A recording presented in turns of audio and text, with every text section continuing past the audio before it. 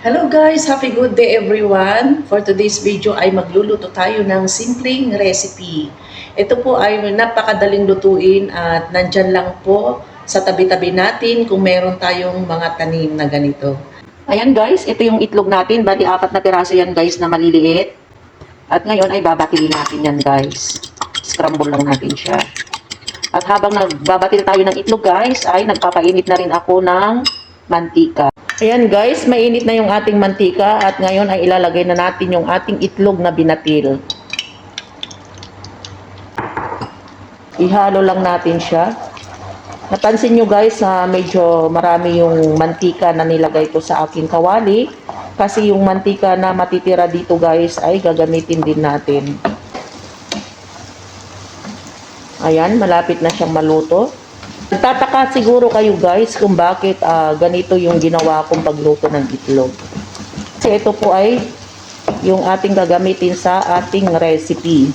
Ngayon ay hahanguin na natin yung itlog guys. Ayan guys, ito na yung ating mantika na natira dun sa ating pinagprituan ng itlog. At ngayon ay maglalagay na tayo ng ricado. Unahin ko yung sibuyas guys. Ganito kasi ako pag magluto ko, inuuna ko yung sibuyas. At medyo malakas yung ating apoy.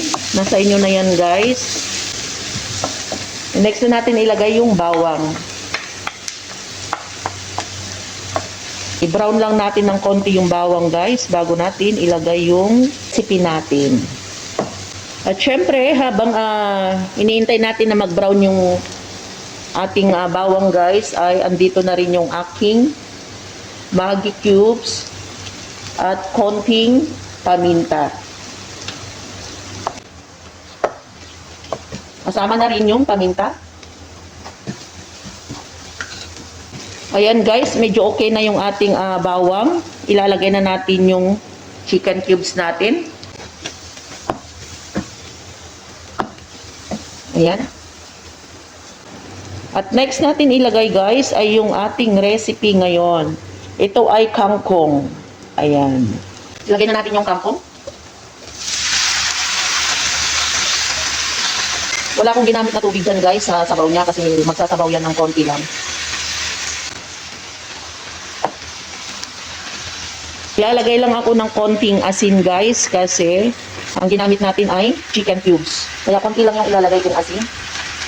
Sa itlog kasi guys ay hindi ako naglagay ng asin. Kaya dito tayo maglalagay ng konti para hindi siya maalat.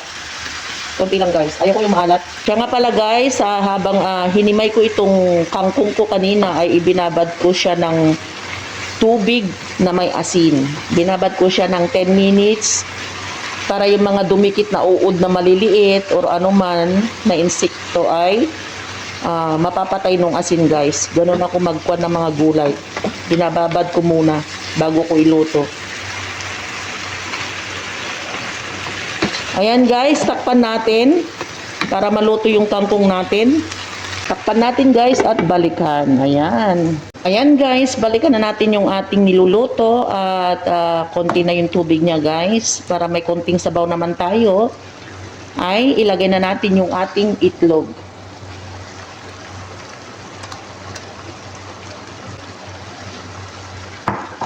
Guys, napakadaling gawin.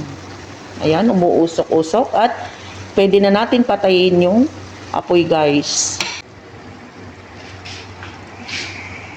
Ayan guys, nadan na yung ating simpleng recipe guys at salamat sa inyo. Pa-like and share po yung ating video kung nagustuhan ninyo. At pa-bell all na rin yung notification bell dyan para sa susunod na upload ko ng video guys ay updated kayo. Ayan guys, thank you so much sa inyo at God bless. Ingat po tayo palagi. Katulad ko po na OFW, mag-ingat po tayo palagi. Thank you so much sa inyong lahat guys. Bye-bye. God bless.